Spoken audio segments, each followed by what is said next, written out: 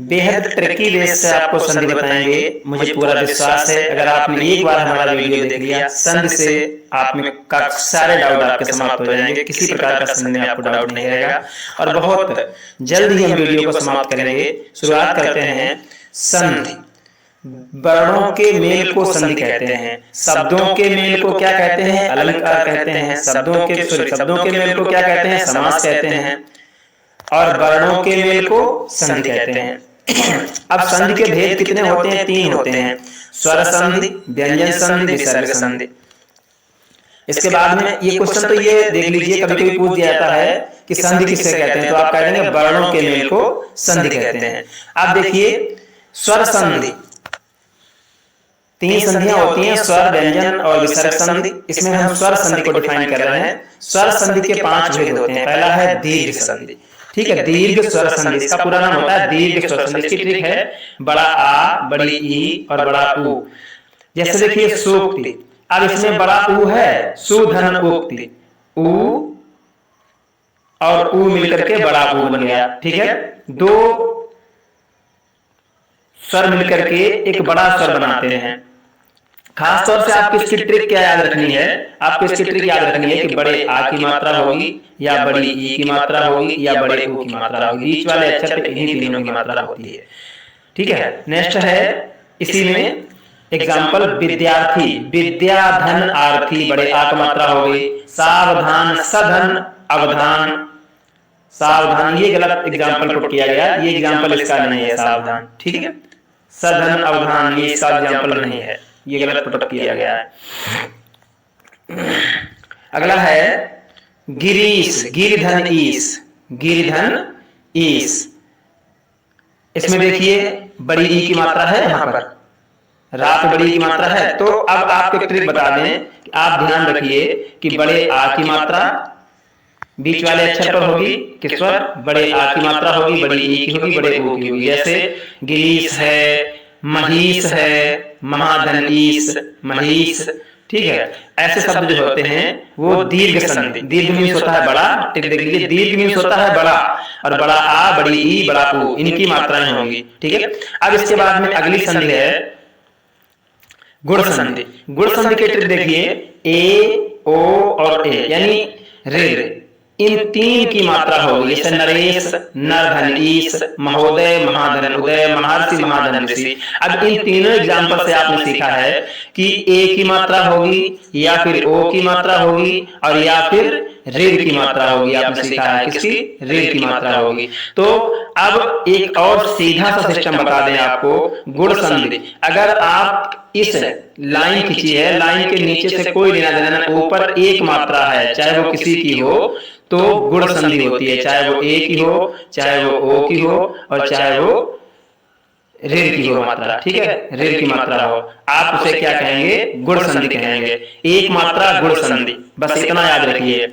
नरेश में एक मात्रा, महोदय में एक मात्रा, महर्षि में एक मात्रा ऊपर है तो गुण संधि याद रखिए। अगला है एक और है गुण का, एक और तरीका हम बता दें आपको गुण को। गुण मतलब 2 गुण मिलकर के कोई नया गुण। देखो न र, यहाँ पर रा के बाद में आ माना जाएगा छोटा, और इधर ई, आ और ई मिलकर के क्या बन गया? ए बन गया, तो नया शब्द बन गया, नया शब्द बन गया महाधन और महोदय। महा में आ है बड़ा और ऊ है, आ और ऊ मिलकर के क्या बन गया? ओ बन गया। महर्षि आ है और ऋ है, ठीक है, तो क्या बन गया? महर्षि, ऋ, आ और री मिलकर के ऋ बन गया। तो ये कोई नया 2 शब्द मिलकर के कोई नया शब्द बन, 2 अक्षर मिलकर के कोई नया अक्षर में नया गुण धारण कर लिया तो उसे गुण संधि कहते हैं। नेक्स्ट संधि है वृद्धि संधि। वृद्धि माने होता है बढ़ना, वृद्धि का अर्थ होता है बढ़ना। अब बढ़ना का मतलब क्या होता है कि एक मात्रा में होती है गुण संधि और 2 मात्राएं हो जाए, तो वृद्धि संधि एक मात्रा थी और दूसरी बढ़ जाएगी, 2 मात्राएं हो, ए की मात्रा हो या फिर औ की मात्रा हो, ए और औ, ए औ, ये और नहीं लिखा है, इसको सही पढ़ा जाए, ये रा नहीं है, ए औ लिखा है, ठीक है। ए की मात्रा हो या औ की मात्रा हो, ये प्रिंटिंग में टाइपिंग में गलत मिस्टेक है। देखिए तथैव में 2 मात्राएं हैं, तत्रैव में 2 मात्राएं हैं, धर्मैक्य में 2, वनौषधि में 2, ठीक है। और इनका तथैव तथाधन एव, तत्रैव तत्रधन एव, धर्मैक्य धर्मधन ऐक्य, वनौषधि बंधन औषधि, ठीक है। तो इस तरीके से आप सब कुछ भूल जाइए। लाइन होती है, लाइन के नीचे क्या लिखा है कोई मतलब नहीं। ऊपर अगर दो मात्राएं हैं, चाहे वो डंडा वाली हो चाहे बगैर डंडे की हो, सीधी सीधी बात है वृद्धि संधि होगी। वृद्धि का मतलब होता है बढ़ना, और दो मात्राएं हुई किसका मतलब एक से बढ़ के हुई। वृद्धि की ट्रिक दो मात्राओं से याद रखिए। नेक्स्ट संधि है यण संधि। यण संधि में या और वा से पहले अधूरा अक्षर होता है, ठीक है। जैसे देखिए इत्यादि, इसमें क्या होता है, इसमें या से पहले क्या अधूरा है, ता अधूरा है। प्रत्युत्तर या से पहले ता अधूरा है। अन्वय वा से पहले ना अधूरा है, ठीक। अनुधन ए, प्रतिधन उत्तर, प्रतिधन आदि, इतिधन आदि इत्यादि। तो इस तरीके से या और वा से पहले अधूरा अक्षर होता है, उसको हम यण संधि कहते हैं। इसकी ट्रिक है, कोई परिभाषा नहीं, कुछ भी नहीं आपको याद करनी है। बिना परिभाषा, बिना किसी रटे आपको संधियां याद रहेंगी। अयादि संधि। अयादि संधि में आय, अय, आओ, अब। देखिए नायक, नाविक, पावन, पवन। अब देखिए नायक, नए धन अक, नायक। अब अय के बाद में यहाँ आ है और आ, नए आ के बाद ये ना ये ना निकल रहा, ना से आ निकल रहा, आ और या आ रहा है।